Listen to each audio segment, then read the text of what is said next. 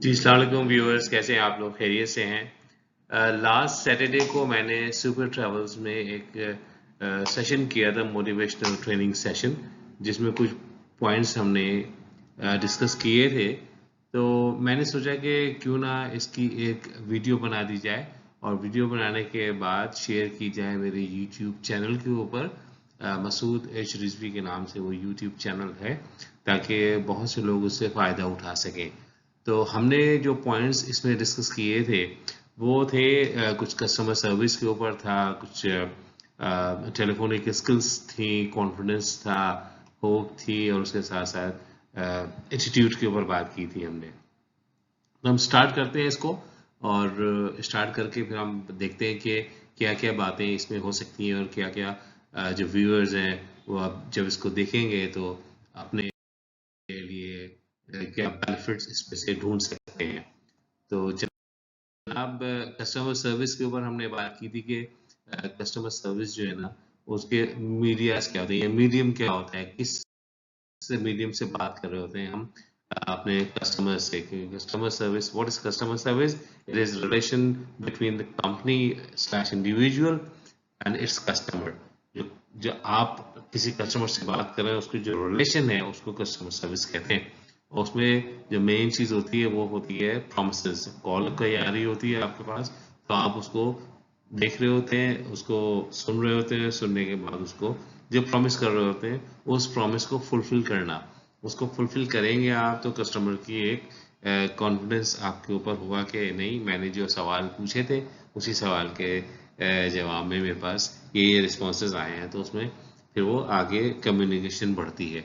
इसके साथ साथ फिर फॉलोअप्स होते हैं। जब आपने इनिशियल क्वेरी उसकी फुलफिल कर दी कस्टमर की, तो वो उसके बाद आपकी जिम्मेदारी आप फॉलोअप करें, क्योंकि कस्टमर जो है वो सिर्फ आपके पास ही नहीं आ रहा, वो और भी मार्केट में शॉप अराउंड कर रहा है।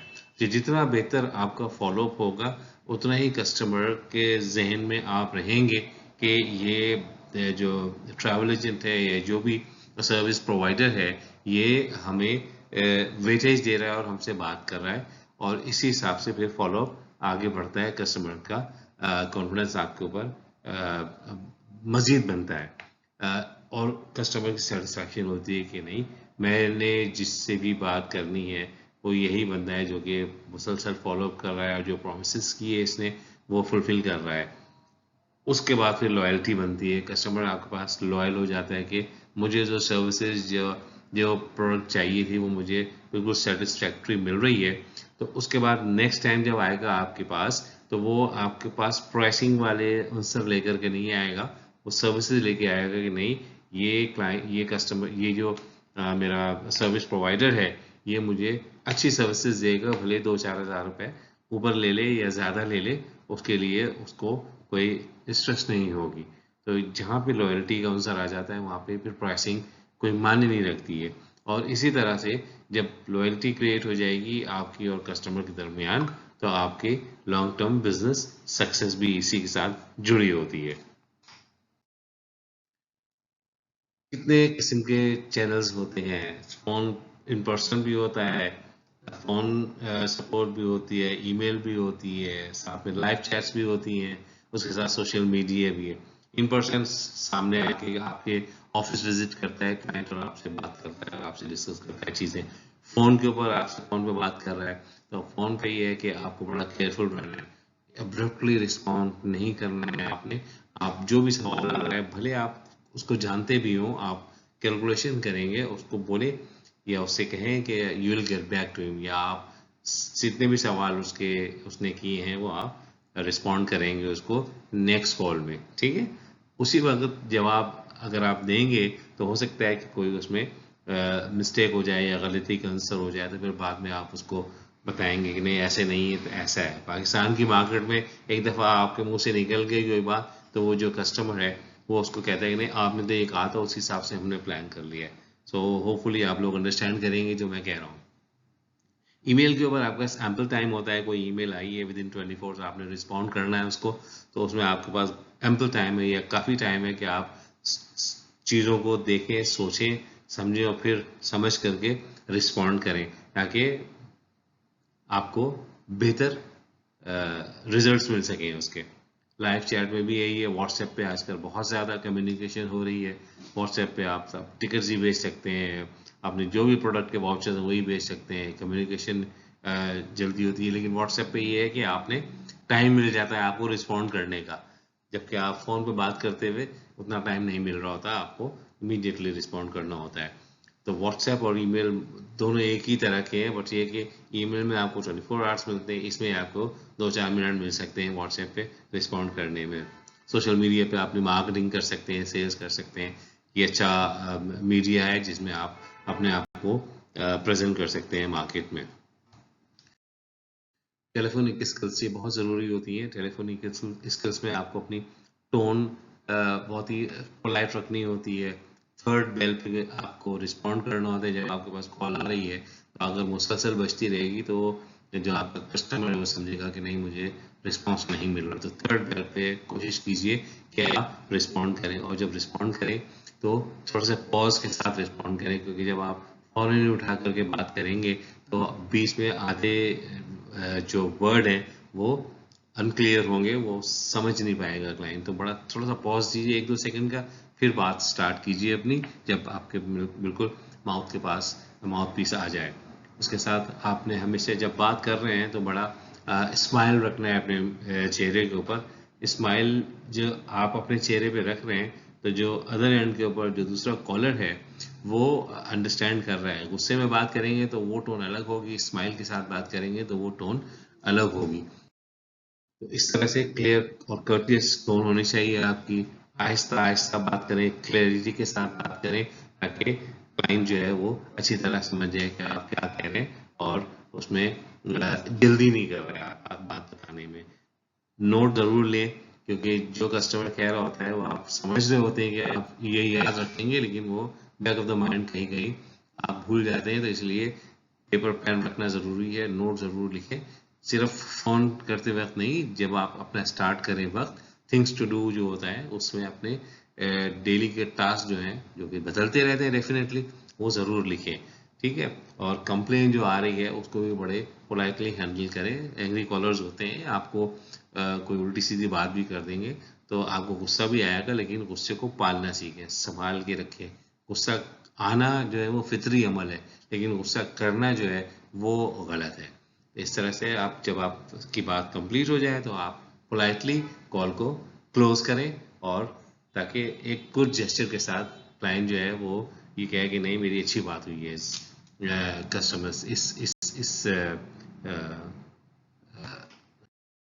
कंपनी से या इंडिविजुअल से। एटीट्यूड आ जाता है। एटीट्यूड बहुत ज़रूरी है, लेकिन दो किस्म के एटीट्यूड होते हैं, एक पॉजिटिव एटीट्यूड होता है और एक नेगेटिव एटीट्यूड होता है। हम दोनों का कंपैरिजन हमने इसमें किया है। छोटी सी चीज़ है एटीट्यूड, लेकिन बहुत बड़ा इम्पैक्ट डालती है जब आप किसी के साथ इंटरेक्शन कर रहे होते हैं। सिर्फ ऑफिस में ही नहीं, या प्रोफेशनल लाइफ में ही नहीं, आपकी पर्सनल लाइफ में भी या फैमिली लाइफ में भी आप एटीट्यूड बहुत मायने रखता है इसके अंदर। इसमें जो पॉजिटिव एटीट्यूड होता है उसमें कोई भी गलती या प्रॉब्लम हो रही होती है उसका सॉल्यूशन ढूंढ रहे होते हैं आप, प्रॉब्लम को नहीं ढूंढ रहे होते।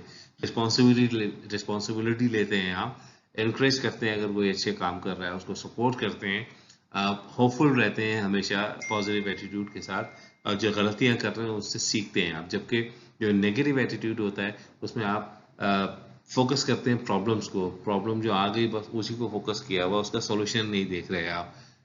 दूसरों को ब्लेम कर रहे होते हैं कि उसने कर दिया, या एयरलाइन ने कर दिया, या इसने गलती कर दी।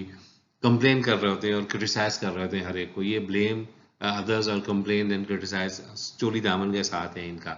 उसके साथ जो फेलर आ गया, आप उनका भाई अब तो ये हो गया, अब सही नहीं हो सकता, उसी फेलियर के ऊपर बैठे हुए आप, उसी नाकामी के ऊपर बैठे हुए आगे बढ़ने की कोशिश नहीं कर रहे, उसको सॉल्व करने की कोशिश नहीं कर रहे। तो ये होता है नेगेटिव एटीट्यूड।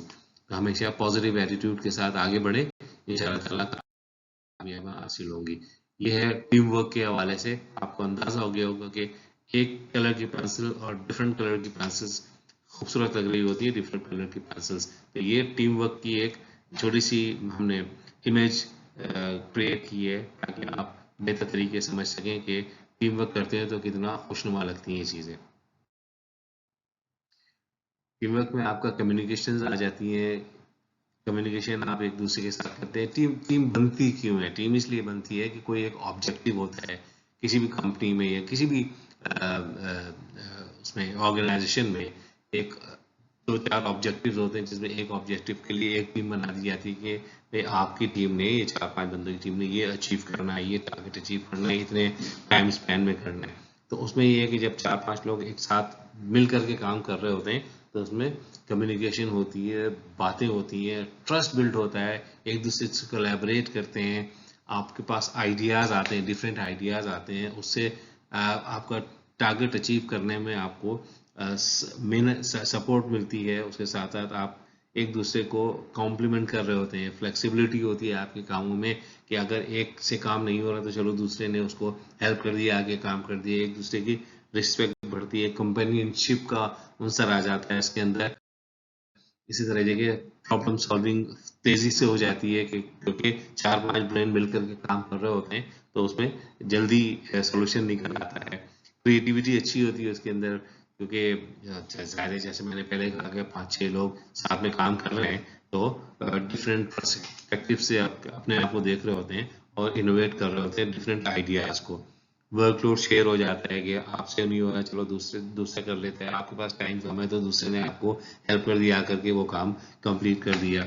लर्निंग अपॉर्चुनिटीज, इसमें सीखने का मौका मिलता है, एक दूसरे की स्किल्स आप एक दूसरे से शेयर करते हैं तो आपको बेहतर स्किल्स डेवलप करने का चांस मिलता है। रिलेशनशिप स्ट्रांग हो जाती है कि आप साथ में बैठ करके बातें कर रहे हैं एक एक दो दो घंटे, लंच पे चलो साथ में लंच करने चलते हैं, कंपेनियनशिप बढ़ती है जैसे कि मैंने पहले कहा, फ्रेंडली हो जाते हैं। तो इस तरह से बेटर रिजल्ट्स आ जाते हैं। सब पॉजिटिव एटीट्यूड के साथ काम करते हैं तो आप अपने ऑब्जेक्टिव जल्दी हासिल कर लेते हैं।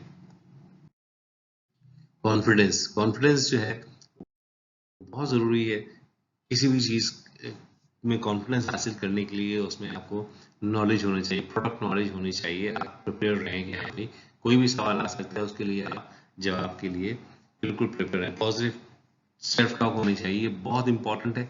अगर आप पूरे दिन काम कर रहे हैं और आपने कोई 10 मिनट निकालने अपने आप से बात करें कि आपने क्या आज अचीव किया और क्या खोया, तो आपको एग्जैक्टली अंदाजा हो जाएगा कि आपने जो किया अच्छा किया उसको आप रिपीट करें क्योंकि practice makes the man perfect. और अगर कोई गलती की है तो उसको अवॉइड करें नेक्स्ट अपने आने वाले दिनों में। लर्निंग, फेलियर, जो फेलियर से लर्न करते हैं ना आप, वही आपको एक्सपीरियंस गेन कराता है और एक्सपीरियंस से आप फिर अच्छे डिसीजंस ले रहे होते हैं। दूसरों को इनकरेज करें, इसी तरह से आप दूसरों में भी कॉन्फिडेंस लेकर के आएंगे। यानी अपने कंपनी में, ऑर्गेनाइजेशन में जो भी लोग हैं अगर वो कोई अच्छे काम कर रहे हैं तो उनको इनकरेज करें, उनमें कॉन्फिडेंस आता है, एक सेंस ऑफ अप्रिसिएशन आता है उनके अंदर कि चलो मुझे एक अप्रिसिएशन मिल रही है तो मैं और बेहतर तरीके से काम कर सकूं। और अपने जो बड़े बड़े गोल्स हैं उनको स्मॉल गोल्स में अपना डिवाइड करें ताकि आपको आगे बड़े गोल तक पहुंचने में आसानी हो। स्मॉल छोटे छोटे गोल्स सेट करें और उनको अचीव करें। अपना पॉस्चर अच्छा रखें, बॉडी लैंग्वेज अच्छी रखें, आपकी ग्रूमिंग अच्छी होनी चाहिए, कपड़े अच्छे पहने, आप साफ सुथरे पहने, अच्छे से मुराद ये है कि साफ सुथरे कपड़े, प्रेजेंटेबल कपड़े पहने, अपना हेयर कट अच्छा रखें, अपना डेली अपना शेव करके आए, अगर तो आपके पास बियर्ड नहीं हो, बियर्ड है तो उसको ट्रिम करके रखें। तो ये सारी चीज़ें बहुत ज़रूरी होती हैं। जब ये सब चीज़ें करेंगे तो आपको आपके अंदर सेल्फ केयर का आंसर भी आ जाएगा कि अपने आपका ख्याल रखेंगे आप तो आपने ऑफिस के कलीग्स का, अपनी फैमिली का और अपने सराउंडिंग्स के लोगों का भी ख्याल रखेंगे। जब अपना ही ख्याल नहीं रख सकते आप तो फिर अपनी फैमिली का क्या ख्याल रखेंगे। तो इसलिए अपना ख्याल रखें, एक्सरसाइज करें, वर्कआउट करें, वॉक करें। अगर वर्कआउट नहीं करने का टाइम है आपके पास तो आधा घंटा 1 घंटा निकाल करके वॉक करें, सुबह करें, शाम करें। थाईलैंड जाते हैं आप, और जगह जाएं आप देखें तो 24/7 वहाँ पे जिम्स खुले हुए हैं। तो जब टाइम मिलता है लोगों को चले जाते हैं और अपना बॉडी को फिट रखते हैं। होप इसी तरह से अगर आप उम्मीद ले लें, उम्मीद की किरण, उम्मीद पे दुनिया कायम है, तो ये बहुत इम्पोर्टेंट चीज़ है। चाहे जितनी भी अंधेरी रात हो, जितनी भी गहरी अंधेरी रात हो, चमकती हुई सुबह जरूर होती है। ये मैं अक्सर अपने यंगस्टर से कहता हूँ। तो इसलिए कभी भी उम्मीद का दामन हाथ से नहीं छोड़ें। उम्मीद का दामन हाथ से नहीं छोड़ेंगे तो आपको नए नए एवेन्यूज मिलेंगे, और अपने आप के अंदर बिलीफ होना चाहिए कि जी बिल्कुल आप होपफुल हैं कि कोई अच्छा काम होगा या अच्छी रिजल्ट्स आएंगे किसी भी काम से। थैंक यू वेरी मच, बहुत शुक्रिया आप लोगों का। अगर मेरी वीडियो अच्छी लगी हो तो इसको ज़रूर शेयर कीजिएगा, लाइक कीजिएगा, मेरा चैनल सब्सक्राइब कीजिएगा।